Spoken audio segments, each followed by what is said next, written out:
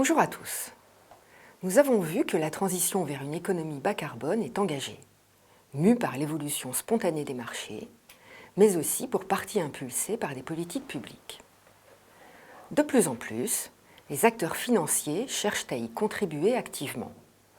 Voici pourquoi. En général, les acteurs financiers fondent leurs décisions sur une analyse des risques et de la rentabilité attendue des actifs qu'ils financent. Progressivement, un nombre croissant d'entre eux ont porté attention aux conséquences de leur financement sur l'économie et sur la société. C'est ce qu'on appelle l'investissement responsable. Ils ont introduit des critères environnementaux, sociaux et de gouvernance dans leur prise de décision, ce qu'on résume sous le terme analyse ESG.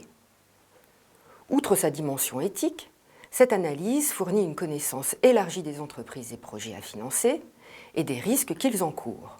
Si certains de ces risques extra-financiers ont des conséquences sur la rentabilité des investissements, on dit alors qu'il s'agit de risques matériels. Et précisément, le risque lié au changement climatique est de plus en plus considéré comme matériel par les acteurs financiers. C'est en 2011 qu'un think tank britannique, Carbon Tracker, a mis ce risque en évidence. Le raisonnement de Carbon Tracker part de l'objectif de limiter le réchauffement à 2 degrés, qui impose un budget carbone mondial et donc une limitation de la production des énergies fossiles. Parallèlement, il constate les réserves dont disposent les compagnies productrices d'énergie fossile qui fondent leur valeur actuelle, représentée par leur cours de bourse. Or, la majeure partie de ces réserves excède le budget carbone mondial et ne pourra donc pas être consommée. Carbon Tracker en déduit que la valeur de ces compagnies est surévaluée et condamnée à baisser à l'avenir. Le think tank a nommé ces actifs condamnés à se déprécier des stranded assets, traduit littéralement par actifs échoués. Et ce raisonnement n'est pas théorique.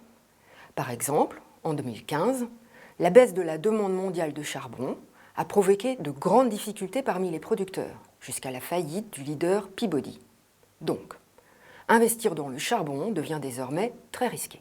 Ce risque de perte ne concerne pas uniquement les secteurs producteurs d'énergie fossile, mais potentiellement tous les secteurs consommateurs ou fortement dépendants de ces énergies. Ces risques peuvent-ils menacer la stabilité du système financier ?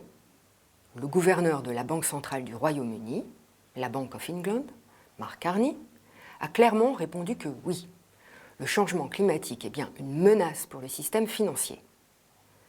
Dans un célèbre discours prononcé à la Lloyd's de Londres, en septembre 2015, il définit 3 risques liés au changement climatique qui pèsent sur les assureurs et plus largement sur les acteurs financiers. Le risque physique, tout d'abord.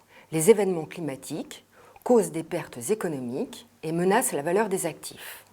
Le risque de transition est le risque mis en évidence par Carbon Tracker. Des réglementations nationales plus strictes, les évolutions des technologies et des marchés de l'énergie peuvent bouleverser les modèles économiques également. Le risque de contentieux, enfin, pourrait à l'avenir résulter des litiges intentés contre les acteurs financiers qui, ayant ignoré le changement climatique, auraient nui aux intérêts financiers de leurs bénéficiaires.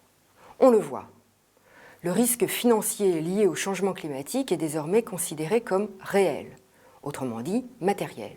Ce risque se concrétisera pour l'essentiel dans le long terme. S'il est suffisant aujourd'hui pour alerter les assureurs et les grands investisseurs, il demeure trop lointain pour être pris en compte dans la plupart des décisions des acteurs financiers. C'est ce que Mark Carney a appelé la tragédie des horizons. Alors, comment briser cette tragédie ? C'est ce que nous verrons dans la prochaine vidéo.